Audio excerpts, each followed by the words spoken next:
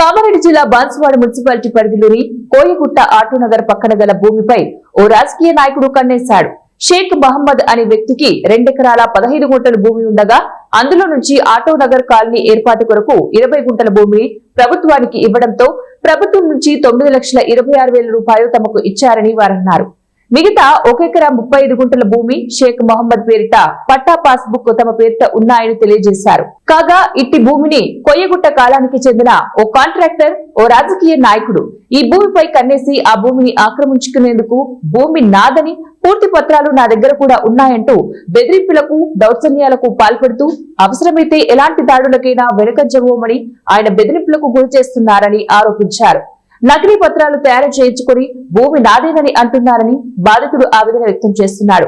ఆయా శాఖల అధికారులకు తమ గోడును విన్నవించుకున్నప్పటికీ లాభం లేకుండా పోయింది. ఇప్పటి వరకు ఆ భూమి వైపు ఏ అధికారి కూడా కన్నెత్తి చూడకపోవడం విడ్డూరమన్నారు. అయితే ఈడ ఏమో 2 ఎకరాల 15 గుంటలకెళ్ళి 20 గుంటలు గవర్నమెంట్ లో పోయినాయి. వాళ్ళు పైసలు సుఖ వచ్చేసినాయి మాకు.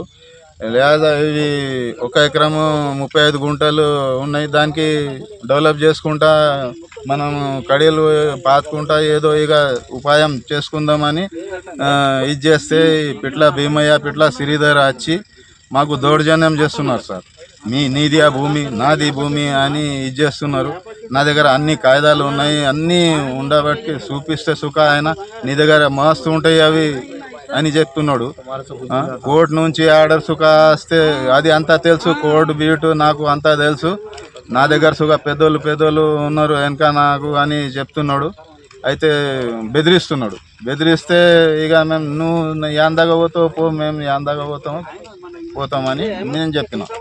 అయితే తన ఏం చెప్తున్నాడు, ఎక్కువ ఊర్లకు గుద్ద బలిసింది చీరేస్తా, ఈ ఊర్లోకి వెళ్ళి ఎలగొడతా అని బెదిరిస్తున్నాడు.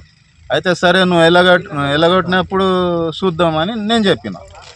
అయితే మా కోయగుట్ట కాలనీ తాడుకుల శివారు వస్తుంది. ఇప్పుడు మున్సిపాలిటీ కింద వచ్చింది బాన్స్వాడలో వస్తుంది. ఇది మా 2 ఎకరాల 15 గుంటల భూమి. అందులోకి వెళ్ళి ఒక 20 గుంటలు గవర్నమెంట్ తీసుకున్నది ఆటోనగర్కి. దాని ప్రకారం పైసలు ఇచ్చిర్రు మాకు, 9,20,000 రూపాయలు ఇచ్చిర్రు మాకు.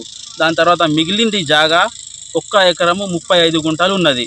దానికి మేము ఫెన్సింగ్ చేసుకుంటే పిట్ల భీమయ్య వచ్చి మా మీద దారుణం చేస్తున్నాడు, కడీలు బీకేస్తున్నాడు, ఇరగొట్టేస్తున్నాడు.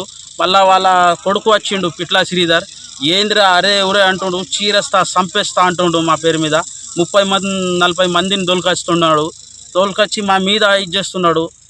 ఆ జాగా మీద వచ్చి ఇది చేస్తున్నాడు.